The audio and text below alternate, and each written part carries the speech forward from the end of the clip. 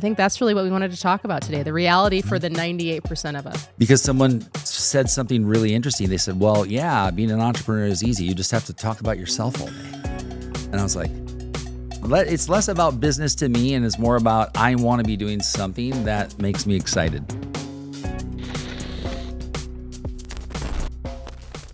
Today on the A/B Test podcast, we are going to be talking about, what are we talking about, Steve? I'm talking about the ups and the downs of business, and we're going to keep it real. The ups and downs, the A's and the B's, the A's and the Z's. The A's and the, well, we all have them in life and in business. And I think what we learned last week was people can relate, right? And so let's get a little relatable and combining business and life, successes and failures. That's getting pretty real. When you start a business, you're all stoked, level 9, level 11, level 17. It's the easy part. Day 3 hits and you've got your beautiful landing page ready to go and talk to all your friends and they're high-fiving you, and then full you're of self-doubt, insecurity. waiting for the phone call to ring or the click to come through on the website, and nothing happens. That's when you realize you need to force the action with a salesperson. That's why I got into business. And I will say, let's just, like, for those people who are out there, by the way, I think we've all been there where we've had an idea and we've kind of launched it, and we've I can't remember the name of some of them, right? But when you do launch the thing, I will say, because I've also had the good fortune, as have you, that you launch it and you go, oh, it worked. Whoops. Like, so that's the name of this show, is the A/B test. So got it. I think let's first and foremost. We might want to rename it Whoops. Let's get into the process of the mindset of, like, when someone's thinking whether or not I should get into business, what did you wish you knew now, then that you know now? Well, I think for me, I had put my foot in the waters a number of times in my early 20s, right? Trying different things. So I had a jewelry company, had a creativity company for a while. And education, I'd worked in that space as well. I think it's not so much, and it is different when you're over 40, over 50, right? When you start a company at that age, because there's different pressures, different things pulling at you than maybe when you're young and you're like, I'm going to try it. I'll try this. I'll try that. So I think people get into it for different reasons. And, we were talking in the car on the way here. Why would you want to start a business? There's a few people that I know that they start something and it just starts working. And they're like, now I have a business. I don't think that's the case for like 98% of people. So for most of us, you're going to have to dig and scratch and claw your way to profitability and to longevity. So I think that's really what we wanted to talk about today, the reality for the 98% of us, right? The question was, what's the one thing you would love to tell them? Is that it? The answer? So the question was, what's one piece of advice you would give that you wish you knew? If someone was thinking about starting a business today, if you could go back in time and say, gosh, I wish I would have known this, what would that piece of advice be? I'd have to think about that. I'm not sure. I'm not sure what I'd tell them right now. Here's what I would tell them. I would tell them to do it and start swinging the bat. Because if you're like most people, you're going to swing the bat a few times. You're going to get some critique. You're going to get some people who say, I like it. Some people who buy it and don't, you get all sorts of things. In my opinion, until you put it in motion, you really don't know what it's like to be an entrepreneur. And I'm not saying that like to raise my hand and say I'm a great one. I just don't know if you can really call yourself one when you got the security of a full-time job, because the jumping off point to me is the scariest part. It still is the scariest part. I would go back and tell them, and I'll tell you what you told me on the way here and remind you of it, because I think I got a little bit of the, oh man, that was a question. You said, I wish I would have had more runway. So you wish you would tell them to get runway. Is that a fair statement? I think it depends on where you're at in your life. Yeah. If you're 20, doesn't matter, right? Like you don't need runway. You just need like a dream and probably, a couple of bucks and maybe some rich parents. Right. Some runway. 20, you got rent, you got car. You can't just do it, right? Sure. But when you're 50, it is very different. How is it different? You've got mortgages, kids, insurance, all the things that you have to think about. So now let's bring that up. Would you advise against someone in their 40s and 50s doing it? Or is it just a different risk profile? I think everybody's different, and your personality and what you can handle. So for some people, I think it is smart to have a full-time job and build up to a point where your side income now matches your regular income and you can make a cut over. And I know a lot of people who've done that, and it's been a successful way for them to do it. And that's how they had to do it, especially a lot of, if you're a single mom, you can't just be like, I'm all in, Or a single dad, yeah. Or a single dad. Yeah.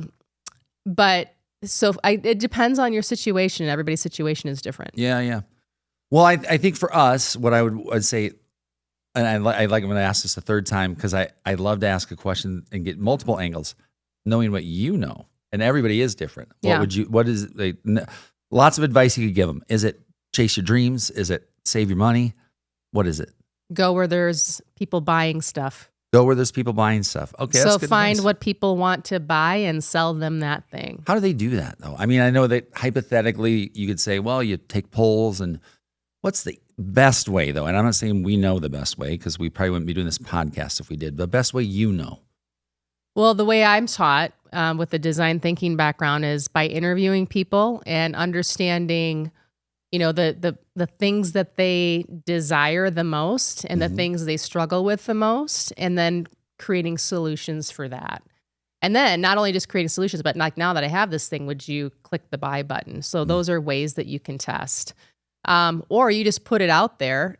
You can create websites, you can create waiting lists, you can create, whether that's a service or a product. I mean, Liquid Death is a great example. They had a product before they had a product. They created a website, and people were pre-ordering before they actually had the water. Yep. You can create a wait list for your event before you are, creating it. And if nobody signs up, I guess nobody wants that thing, right? So I think one of the most important things is not like how great your idea is. We often get really tied to our beautiful ideas as if they're our own creations. And if you're going to do that in business, I think you have to be really careful, because people might not want it. People might not pay for it. So the advice is go to where people want to spend money. Yeah. Okay. I mean, I can't argue with that. I would also say for some people, like if everybody did that, that'd be great, but then there wouldn't be any room for anybody else. So by design, there's going to be people who say, well, this isn't as profitable, but I'm going to chase it anyways, right? And I'd say go for it, right? Because if it fulfills your life or something in it and you don't get rich, what if that's the end of that story, right? A question I would ask you, and I ask myself this every day,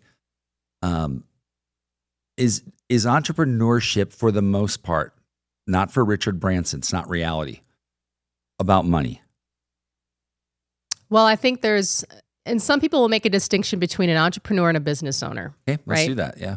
So is an entrepreneur somebody that has a product that they wish to scale to, whatever X, 10X, 20X, and sell?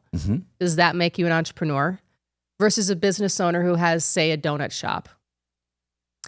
Now, a donut shop can scale, technically. I love donut shops. So like, they have 20 locations, they could have 50 locations, they could sell their donut mix in the stores, and now you're an entrepreneur because you've scaled. Okay. Or maybe you just want to be a mom and pop donut shop in a small town and make a decent living where you can make your rent and you don't have to be tied to it, 7 days a week. Sounds good. So I think there's different motivations around why someone starts a business, or whether they want to scale it and grow it to whatever degree.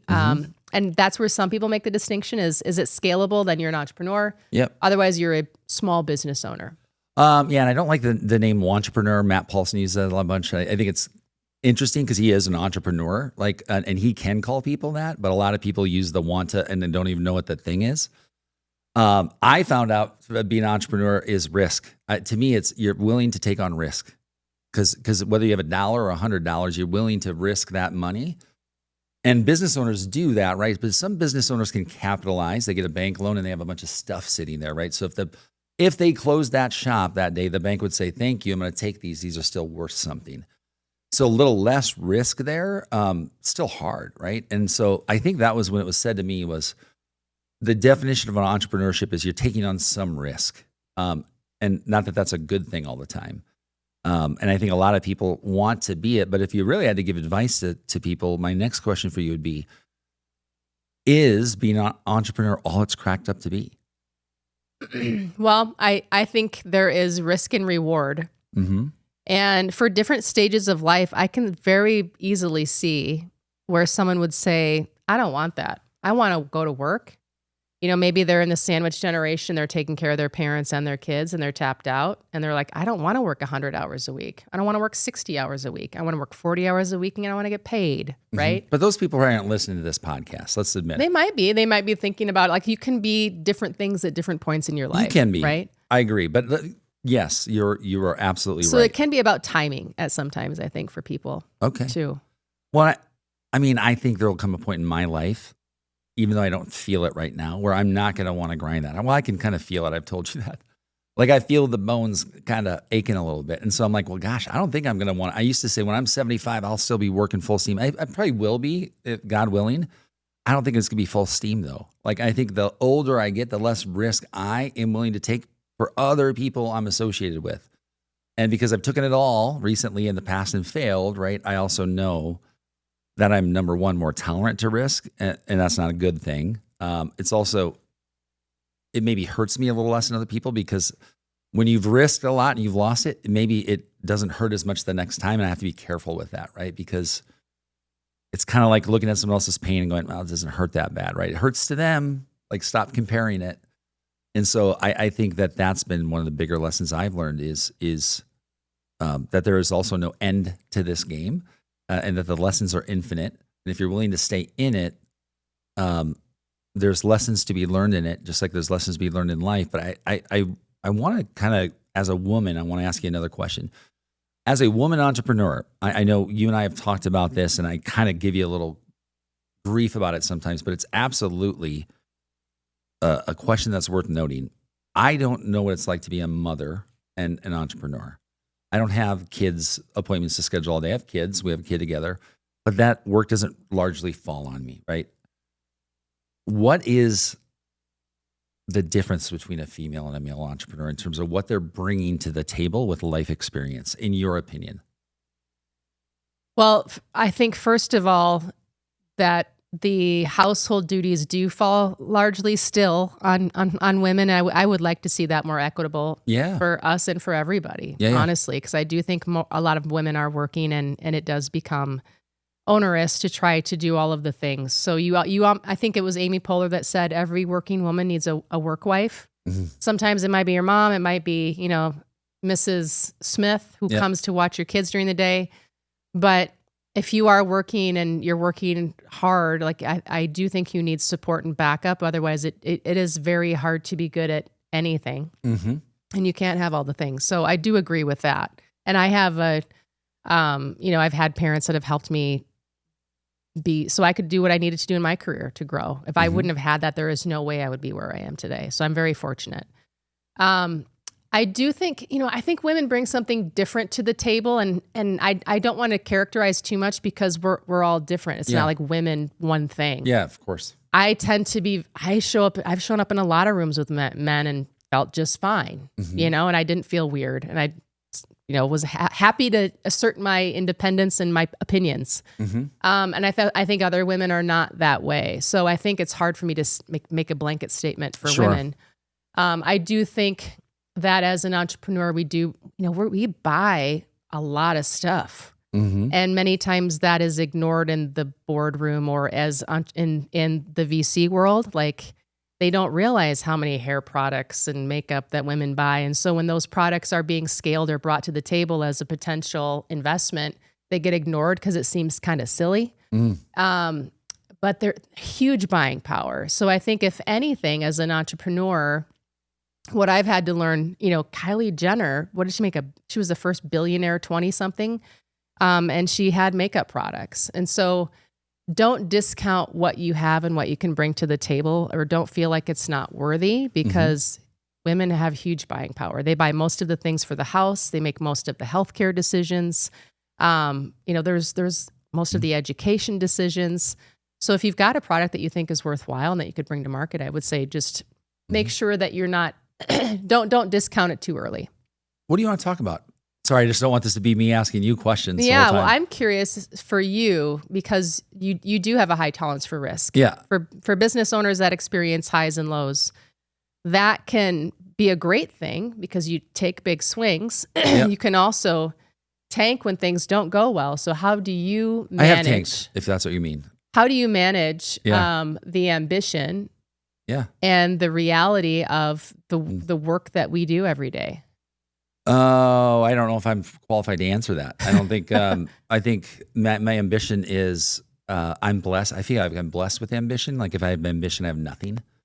Cause the days when I have less ambition, I just kind of feel sad, honestly. Like, so that's gotta be my thing somewhere. I don't know. It's less about business to me and it's more about, I want to be doing something that makes me excited.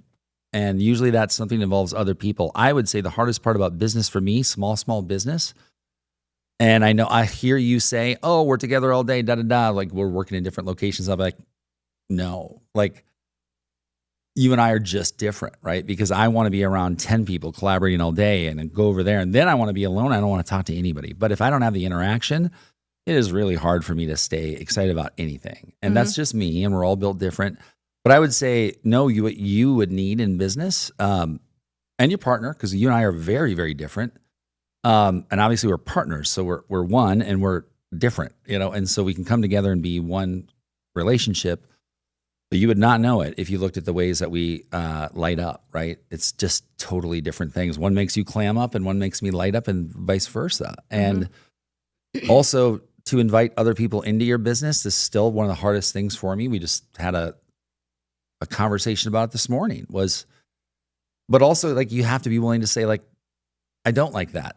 Or yeah, I know you want that, but I also, I need to make space for you to have an opinion while still saying like, I still disagree, but this is a 50-50 vote. How do we, like all those things are still, in the end of the day, I wouldn't trade it for anything. It doesn't make it easy at all, but it does make it better, undoubtedly better. What if you were, because I have had a lot of people come up to me that have tried to be a business owner in the past and didn't work out, or they're trying right now and they're struggling, right? They are like, I know so much about this topic, or I know so much about this idea. I've been doing this for 20 years or 30 years, and I can't get a freaking customer. Like I can't sell. What would you tell them to do? Because it's a very common thing for a lot of people, very smart, qualified people that can't figure out how to get going. Can I use what I understand of your company as an example?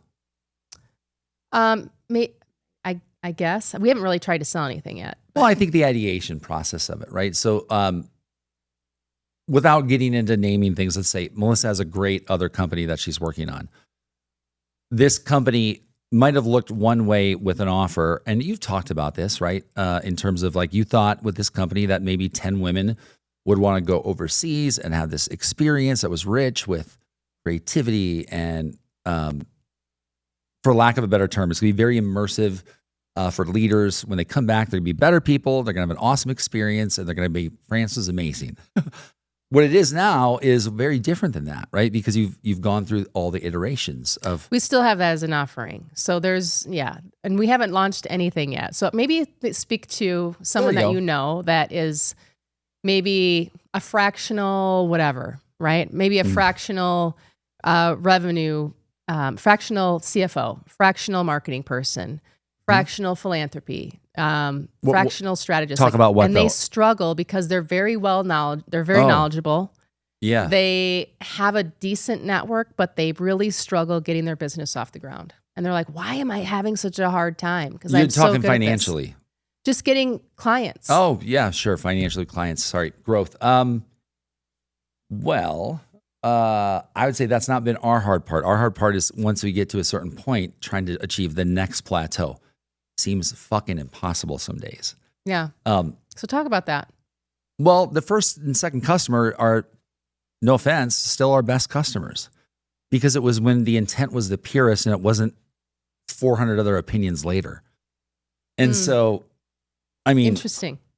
No offense, but like that was when exactly I knew what I was doing because it was just me. Like I was like, I don't know, this is kind of what we're doing. And so they were also willing though, and I knew them, to go through a little bit of that. So you also got to have customers who are willing to do that with you. And how did you find them? How did you find a customer that says like, I'm willing to be your first guinea pig? I was lucky at the time. I think I was hitting a crescendo, an inflection point of like being well known enough where one post could get 4 customers. So you'd worked with some of these people or they had seen you work before? No. Okay. Never been customers But before. they'd known about you. One of them was, yes, they were at a firm that I was just leaving. Yes. Okay. They had just come on board. I was leaving. I said, hey, I can't work with you for a while, but when you can, so we hadn't technically worked together yet, but I knew when you're in a sales cycle with somebody, you start to experience that. I would say the first part, going back to your question, Melissa, is to get a business off the ground. I think everybody's going to tell you have 6-month capital in the bank or that seems impossible. If I'm just being honest, I mean, for us, we'd love to say like we have $500,000 in the bank, but we'd have to work a long time to be able to get to those same standards of business. I would say, define very clearly what an hour of your time is worth, and then go through your calendar and start to say, well, if I go to T-ball with Tommy, it's $500, right? And then you sort of balance your day. Because I haven't done that exercise per se with you on a board, but I do know that is important to really prioritize the balance of those things. And making it isn't just, oh, I've made it now so we can open a second location. It's, oh, I've been able to achieve work-life balance enough so I got the support of my family. Wow, what else could you ask for? And I've got balance. Let's go make this thing happen. Yeah. So success looks different for different people, and there's different stages of growth, right? Like, and I think a lot of as you're going through business, the stages of growing a business, there's that first, like, how do I get my first few customers? And then there's that, okay, how do I get more profitable? And now how do I grow to the next stage? Yeah. And how do I get to be the $1 million mark is always a big one, right? $1 million a year. And then it's like, how am I actually $1 million in profit, not just $1 million in revenue? Like that's a huge stage. What would we need for that, by the way? We would need some insane amount of customers. I think we would probably need 20 more customers. I think it's a different way of thinking about it. It's not about the number of customers, it's about the profitability Look at that. of That's each why customer. she's the CEO. And I think, so there's different stages of growth and they're all really hard. And as you're going to, so what happens and what is so sometimes just traumatizing is you're on your way up to another stage and then you just take a huge blow. We just right? had that happen again. It sucks. Like there's tariffs and you lose a customer. There's not just a customer, your biggest customer. A customer. And then you have let's say a technology all of a sudden just stops working. Like this was working pretty steadily, 2% growth every year. And all of a sudden it just like, boom, there's a change in the algorithm and it doesn't work. Yep. And, or let's say all of a sudden now you're a bakery and the price of eggs quadruples. Which happened. You can buy I'm giving real examples. Weed in the store and eggs on the street. So, and then now but your customers can't afford to pay quadruple for your donuts, right? And so like there's these things that happen on your way where you just like take huge blows. Yeah, everybody has that though. Everybody. And it's when you are working in, when I worked in the corporate world, we'd see these things happening, but we never felt it. It wasn't like, oh, I took that one to the chin today. Yeah. You go home and you're like, wow, that's going to take another couple of months to get that to happen now that we have this setback, right? Whereas when you're a business owner, it's a hit. How do you steady yourself knowing that there's going to be more coming? Like it never stops, right? In my limited experience of studying myself. Yes. It's new to even try. I could honestly say I don't know, and I'm a train wreck. Like that would be the honest answer. I'm sure I'm a little more polished than that because I'm hard on myself. I would say I wish I would have listened the first time when I was in trouble, right? So surround yourself with good people, I think is the advice. Like I wish I would have listened to the person who said, da-da-da about cash. I wish I would have listened to the person who said, don't do this, whatever, da-da-da. So surround yourself with good people. I think because I am addicted to my own ideas and I wish I wasn't. But now I'm trying to get better at not being, because someone said something really interesting. They said, well, yeah, being an entrepreneur is easy. You just have to talk about yourself all day. And I was like, I obviously have not done it. You've not done this yet because that's not what we do. But also, it's hard to work for somebody else because it's their problems and you don't have the same inspiration to clean it up. I wanted to say this before we move on. I saw this and I thought of you because you'd have laughed so hard. There was like a meme or a GIF or whatever on Instagram that said, something got gaslighted by work so hard. So I'm now gaslighting them. And this employee was like drinking beer at 2 in the afternoon at the bar. And I'm like, what is that even like? Like this person's just like, and you can do that in a like, big gig. If you don't like something, you're like, I'm gone for the day. Yeah. And they don't feel the ripple, right? And in small business, of course, you're going to feel every ripple. It is different. Like there's the politics, there's the, the cuts and things that happen and who's going to get riffed and who's like, there's all that stuff that happens in the corporate world. That's more like head games. Yeah. Versus in business, it's more like, no, that was a real gut punch like that. So it's sort of like, what game do you want to play? Do you want to play the head game and the dance and the ladder and the, the sucking up to so-and-so. And now that leadership changed, now we got to suck up to this guy and that gal and whatever. Or do you want to play that? Do you want to get in the ring? I think it's sort of like different games, both different challenges. So what I do when there's a big gut punch, I usually let myself pout for a day or be pissed. Yeah. And kind of get really frustrated and I hate everything and I hate everybody. And I whine and human though. And then after about a day, I'm like, all right, let's fucking solve it. Like, what do we need to do? What are the things? What are the pieces? How do we figure it out? Like, is it this, that? Is it customers? Is it list? Is it technology? Is it whatever? And then go into 14-day, I don't know what you would call that. Is that what they have the name for it in the Scrum world? Sprinter. 14-day sprint of figuring it out. Yeah. And and then you do it again. And this is the point where you're like, God, and what I think I've learned, and I can't say I've learned it for sure, I feel like those are always going to be there. And I feel like that process of maturing through that maturation process is sort of like, oh, that's what I'm doing this for. In hindsight, I feel like that's what I'm going to look back and say, there'll be no money there or some, but there'll be a lot of lessons that say, oh, you became the person you wanted to. You level up in many ways. Yeah, and entrepreneurship was the way that helped you get there, right? By being good to someone when you wanted to be bad. Like, all those things in life, like the lessons that are hard. Yeah, I mean, when people quit you as a client, that stings. Sucks. Yeah. But it happens, right? And so I think there's those lessons. There's resiliency, economic lessons. There's all the things that happen, the ups and downs. It is real. Yeah, it is very real. So would you still advise your children to do it today? That's a really good question. Would I advise my children? I would advise my children for the process of self-exploration to be an entrepreneur. To try and put some of your money, not our money, into something so you can feel it working or not working. I do feel that that's important. And I'm not saying I wouldn't help them, but I feel like they should have a majority of the risk or else they'll never really understand what it's like. But of course you want to help them, right? You want, and I'm not saying I didn't have that, but you and I didn't have parents who were entrepreneurs necessarily, who said, oh, this is how you do it.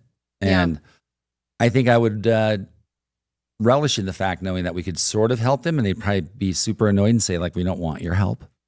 Every person's different, like I can see one thing, it's sort of like nothing will teach you nothing will build and destroy your worth like being an entrepreneur, right? You really can see like, wow, these are all the things I bring to the table. So whether you're working for someone, sometimes when you work for people, it's hard to see that because you're always waiting for them to anoint you with the title or the salary. Versus when you're an entrepreneur, you dictate it. And I remember one of the calls we had with a client that said, we don't have to follow that. We can make up our own rules. Business, we can do whatever we want in business. Yeah. And I did love that. And it's true. There's no magic spreadsheet or magic business agreement or magic template. You get to decide what your terms are. Yeah. You get to decide what the exchange of value is. All of that is up to you and whoever you're doing business with, right? So that in many ways is extremely validating and can really show you like what you can create. So if you are someone who's, creates value, you understand your worth and you're good at selling, it's an incredible vehicle. For some, I can see where some kids maybe just don't need that or want that. They just want to go to work and get their paycheck and go home and live their lives. And that's okay good too. They're all good. We all need all types. Yep. Because entrepreneurs need employees. Let's be honest. Like everybody can't be, nor should they. Yeah. I mean, I do think at different stages in your career, it makes a lot more sense than others. and different people and personalities, it makes a lot more sense than others. Yeah. Remember what I said to you earlier this week when I was like, I tried to rewind things back in my head to You say a lot of things. olden times. Some of them make sense. To olden times, like the anvil and the chisel. Right? Yeah. And like this idea of like, what do you think you would have been in 1800? a blacksmith. I'd like Really? a chunk. Like what do you want? Yeah. Or what do you want? Hello. Can I help you? Or whatever they would say. Something like that. Something really tough. Okay. Like, but that was a different like industry. Like we're so soft now. It's so easy to grab a mic in a podcast and be like, here's what I think about business. Is it so easy? It feels like it's very easy for people to it is not easy for once you start do it doing well. it. Yeah. It's not hard to talk about Sure. business. You would have been a blacksmith. I think so. What would you have been? Well, I'd like to think that I would have been like in the drugstore mixing the tinctures and like sort of listening on what's really going on and like kind of like doing deals in the back of the That's store. kind of your deal, the potions. Yeah. Like I'd be watching everybody, seeing what's really going So on, you're the and then witch. like I'd be like helping the mayor, a pharmacist or something like that, helping the mayor in the back. Like you need to watch this person, you need to watch out for that's going on the side. I like it. So sort of like I would be the, I'd be like as an owner for sure, but like kind of helping on the politics side as well. Okay, I like that. I'd be helping running the town. So if you need to create a town that's 100 years old, you know where we fit in. You want to go back to 1800s. Now, I don't think I would have been good on a wagon going across the plains. We I would have been died so mad. so fast. Like I like to think I'd be one of those people writing the books and like beautiful poems, but I would just have been pissed and probably shooting at locusts or something. You've probably been shooting me. As I'm like out in front of the covered wagon, just like, I'm scared. Like, yeah. It looks scary. Yeah, I don't know. Yeah. You think you would have lasted? Do you think you would have made it? Nobody lasts forever. I mean, I think it would have made a good story. Yeah. And nobody was podcasting on covered wagons like, well, we're approaching South Dakota. I think we're going to call this home. There's your idea. We could take a covered wagon to all of the 50 States. state fairs. A covered wagon to all 50 state fairs. It's tremendous. Come with us, will you? That's the next podcast. Starting in episode 2, starting in May. We know that probably July won't be in our entrepreneurial journey. Geez, wow, that was a tongue twister. Yeah. Let's sum this up. Okay, we were kind of, as you guys saw, like we're talking through this live. We were talking about it on the way down here. And we were just like, well, what do we talk about today? And I said, well, let's talk about what we're going through, which is when we're not working, we're usually talking about the work or hanging out with our kids.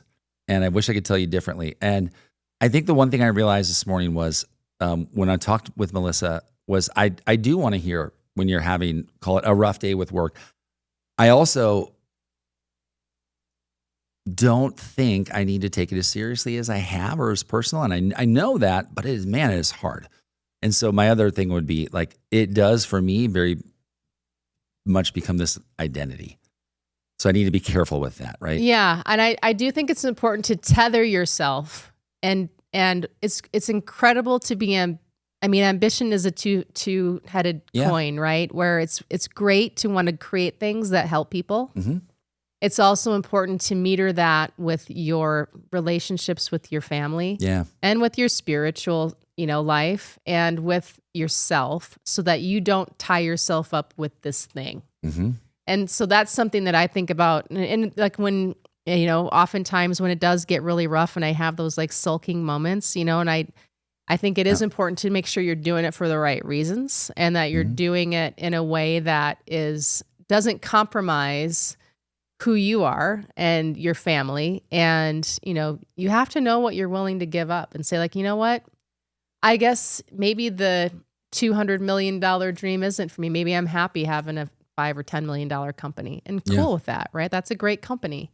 As long as I have my family. And so you have to know like where your boundaries are. Otherwise it's very easy to get caught up in the swells. Make sure you're tethered to what's important to you. It's a good lesson for life, right? Is sort of like approach the day, leave the day, leave nothing on the table, review the day, wake up, go, what would I do different tomorrow? Yeah. And your kids will let you know if you're getting caught up in a swell, believe me. Yeah, or when you're not. If you have teenagers. Yeah, or when you're not. And they just want to let you know something in general. Yeah. Okay, cool. Well, thanks for hanging out with us, guys. This We is are fun. sponsored by Magnetic. Oh, we're sponsored by Magnetic. Our podcast is sponsored by Magnetic, where we help companies grow through automations, AI, and content. And we appreciate your listening today. And hit the subscribe button.